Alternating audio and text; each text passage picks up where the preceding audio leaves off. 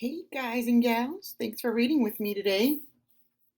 This week, we're going to be discussing rules and why they are important. We talk about rules at school all the time, and 2 weeks ago in social studies, we talked about the rules why we have a government, and we learned that the government makes rules and has consequences for people who don't follow the rules, and this is what keeps people safe. What about at home? Do you have rules at home? Do you face consequences or get in trouble if you don't follow the rule? Do you know why the rules at home are important? This week, we're also going to discuss cause and effect. It's kind of like rules and consequences. It's a skill we learned in the past, but just in case you forgot, let's review.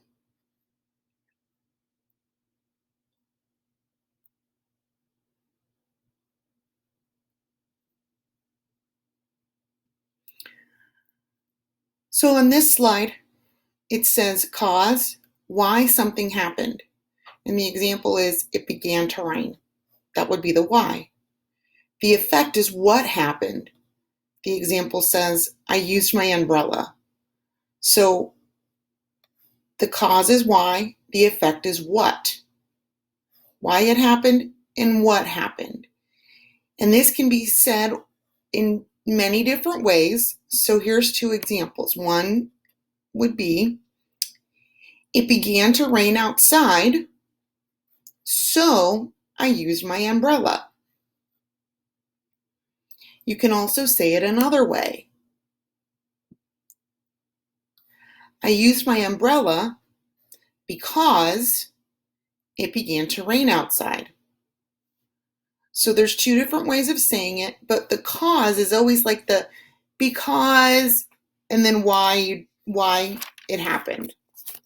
Okay? I know you guys understand that, but just want to make it clear. So here's two examples. Example number 1 says the why. The cause. Sam studied for his reading test. Okay? So what do you think happened? Well, if you said he got 100 on his test, you're right. So because Sam studied for his reading test, Sam got 100 on his test. Let's look at example 2.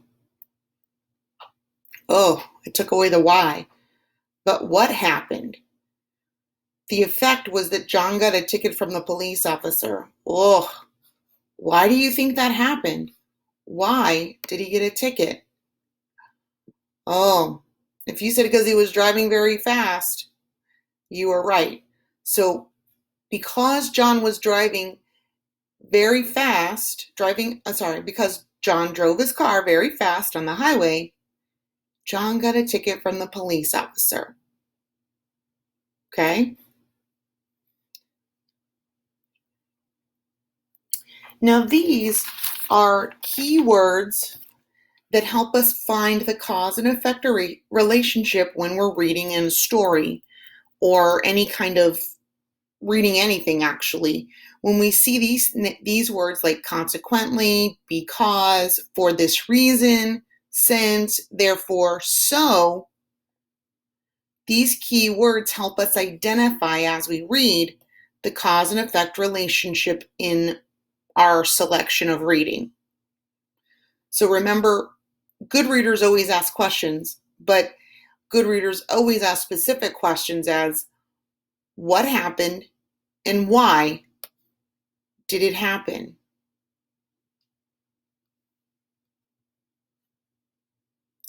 The genre for our stories or our selections this week they are expository text. And remember, expository text, it gives you facts and information about a topic, and it can usually include like photographs or captions or sidebars.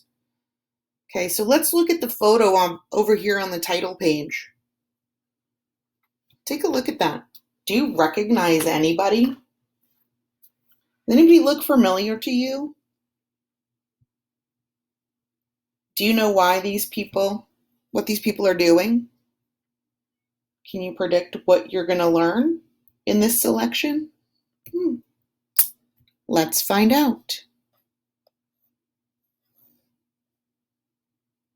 Genre, expository text. Time for kids. Setting the rules. The framers met in Philadelphia to form the rules for our country. Essential question. Why are rules important? Read about how the Constitution sets the rules for our country. Who came up with the rules for our country? Your parents vote. You can say what you think about a new law. People in your neighborhood can have a meeting. You are free to believe whatever you want. You can thank the Constitution for all of these things. In 1787, a group of men met in Philadelphia. They thought the country needed a better government because each state had its own rules. They wanted to create a united government that would work together. They decided to form a new set of rules called the Constitution. Everyone in the country would follow these rules. Creating the Constitution. The writers of the Constitution included George Washington, Benjamin Franklin, James Madison, and other state leaders. They were called framers because they framed or planned the rules. I like that they gave the description of what a framer is. Someone who frames, okay, or plans the rules. Let's stop and check. Stop and check. Make predictions. How do you think the framers formed the Constitution? Think about that. If you said they worked together to agree on the rules for running the country, you are correct. They worked together. Let's keep reading. The framers didn't always agree. They often exclaimed loudly that they would not sign the new rules and make them official. Finally, after 4 months of debate, the framers agreed on the rules. The Constitution is now the highest law of the United States. It explains the rules of the country and it tells how our government works. It gives rights or privileges to all the people, the Constitution. The Constitution isn't just about our nation's past history or its current rules. The document has become a symbol. Like the American flag, it stands for freedom and liberty. You can see the Constitution at the National Archives building in Washington, D.C. So over here in this yellow section, this is considered a sidebar, okay? It tells us about the Constitution being a symbol of our country like the flag, and it stands for freedom and liberty. Can you think of any other symbols for our country? Besides the flag and the Constitution, is there something else you can think of? An animal, perhaps, or a bird, maybe? There's a hint. Right. Let's keep reading. Adults have the right to vote. You have the right to say your ideas or express your opinions.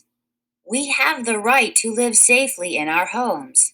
These rights are explained in the Constitution. Changing with time. Over time, the Constitution has changed. Some rules have been added to the original document to help make life better or safer for the public. The first 10 rules added are called the Bill of Rights. They name the rights that belong to people in America.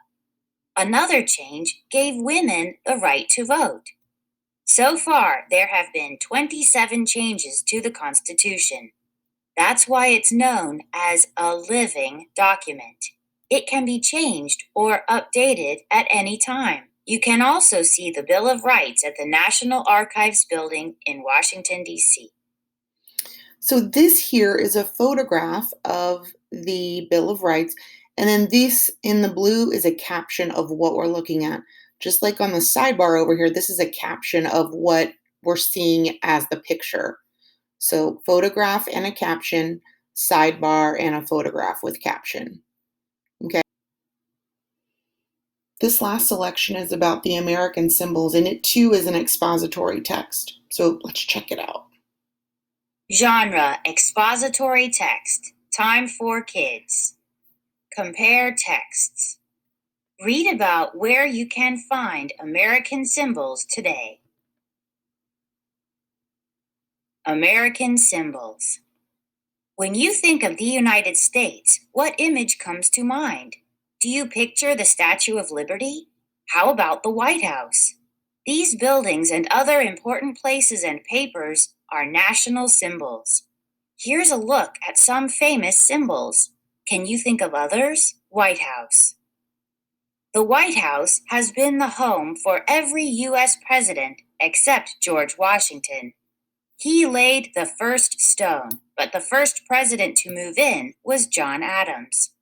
The White House has become a symbol of the American president. Liberty Bell. The Liberty Bell was originally ordered as a bell for Independence Hall. That is where the people who formed the Constitution met. The crack in the bell is more than 2 feet long. Just like its name, the bell symbolizes liberty, Statue of Liberty. The Statue of Liberty was a gift from France for the 100-year anniversary of the Declaration of Independence. But there wasn't enough money to complete it in time. The statue was not put up until 10 years after the anniversary. It is a symbol of freedom and hope. Constitution. The Constitution is a document that tells the rights and rules of people who live in the United States. It is kept under special glass in a building that is home to many famous documents. The Constitution stands for freedom and liberty. Okay, so it's pointing out that the star here is the national capital, Washington, D.C., and that's where the White House is. Well, I really like reading expository text and learning about history, and I hope that you learned a little more about the history of the United States this week. Until next time, this is Mrs. D, signing off.